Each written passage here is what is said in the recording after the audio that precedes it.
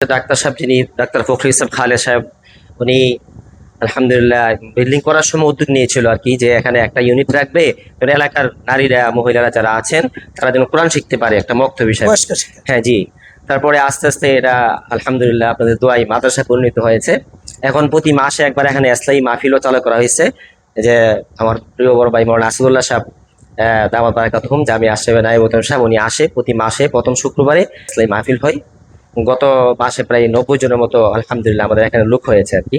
তো গত মাস থেকে শুরু হয়েছে এটা। আর আমরা লেখাপড়ার মানটা কিভাবে উন্নত করা যায় সেই বিষয়ে আমরা এবছর ভালো ভালো টিচার রাখার চেষ্টা করছি, এবং ভালো বেতনে, যে ওনারা আলহামদুলিল্লাহ জোরদার মেহনত করতেছেন। এবং প্রতি সপ্তাহ প্রতি জামাতের পিছনের পড়াগুলা শোনার আমি চেষ্টা করি, এবং নাজারা হেফজ সহকারে আমরা একটু তদারকি করার চেষ্টা করি আর কি। প্রতি সপ্তাহ কম বেশি এরকম চেষ্টা করা হয়। এর দ্বারা শিক্ষিকারা মোটামুটি অনেক অ্যালার্ট, এবং ছাত্রীরা লেখাপড়ার মান আলহামদুলিল্লাহ কুরবানি পর্যন্ত খুব ভালো আমরা দেখতে পাচ্ছি।